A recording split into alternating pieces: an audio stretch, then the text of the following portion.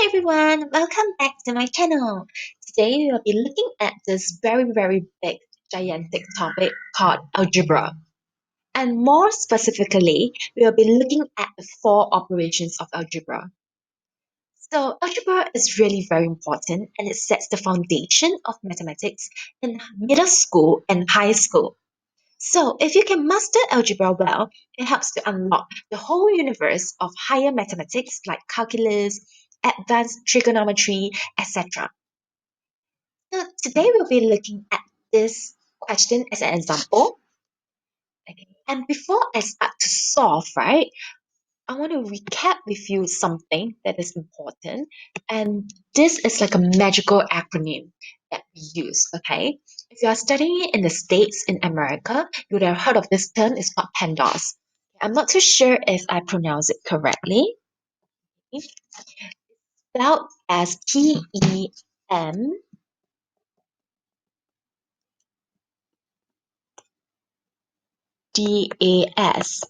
okay? And if you are studying in UK or like maybe a country that uses UK education system, okay, then most likely you'll heard of this term. It's called BODMAS. But be it's BODMAS or PEMDAS, it is basically the same thing. Okay. So what this acronym does is that it tells us the sequence on how to solve something. Okay, it could be whole numbers or algebra. Okay, when you are facing a problem that involves four operation, meaning to say that you have an expression that has minus, plus, divide, times. There are different signs popping out. Okay, but we need to have a proper system to solve it, right? We need to have a proper sequence. And pandas or botnets, they tell us the correct sequence of it. So whenever I see parentheses, it is always my number one priority. I have to solve it first. Okay, regardless of what, brackets, you must always solve it first. Okay, and the second one is exponents. I see any powers, I will solve it the second. Okay, multiplication and division, it will be my third priority, and addition and subtraction will be my fourth priority. Okay, they are the least important. Okay, so the tricky thing is that if I were to get my sequence messed up, then your final answer will always be wrong. Okay, it will never be correct. All right, because your answer will definitely change. All right, so now let's look at this question over here. So I have 5y minus 3x plus 7 minus, I have a fraction over here. And this fraction, you can see that is actually a divide. Okay, over here is actually a divide. So which means that I have to prioritize divide, right? Because they are more important than the rest. So what do I do is, those that I did not solve, I will just copy them down. Copy, because I'm not going to solve them. So I just copy down. Okay. And what I'm going to do is I'm going to, okay, add up what is at the numerator, what is on the numerator. So this will give me 15y over 5. Okay. And having to say that, if I look at this fraction, I can reduce it some more, right? So 15y divided by 5 will be basically whole number can divide whole number. So as I saw, 15 divided by 5, it will be a 3 on top and a 1. So I can use a cancellation for this. Cancellation method, I mean. Okay, so again, write down those that you did not solve them.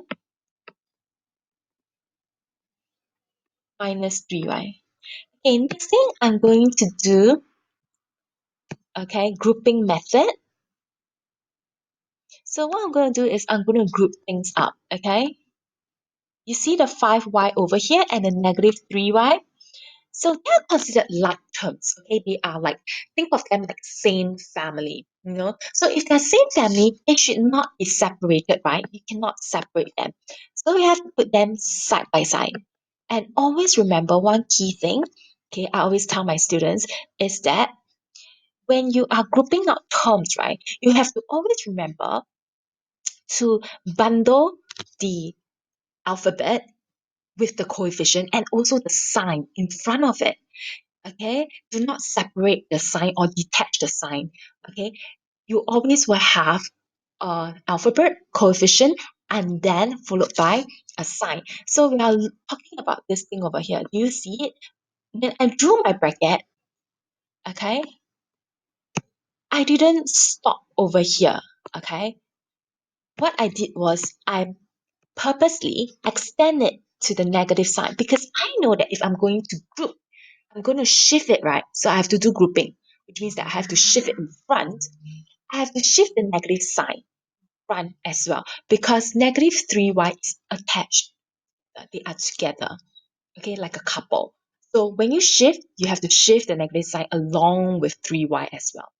Okay, so after I explain that, okay, that should be pretty clear. Okay, now we can continue.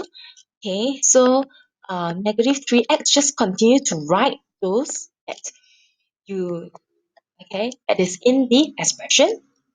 Next thing, 5y minus 3y, I can deduce our answer, right? So the answer is 2y minus 3x plus 7. Now you ask yourself, okay, is this the final answer? What is considered as a final answer in algebra? It means that you cannot simplify anymore. You cannot do any more grouping. Okay, because if you ask yourself logically, 2y and 3x, right, they are different family. Y and y is a family. X and x is a family. And whole number and whole number is a family. So 2y minus 3x, you cannot reduce it anymore. This is the simplest one.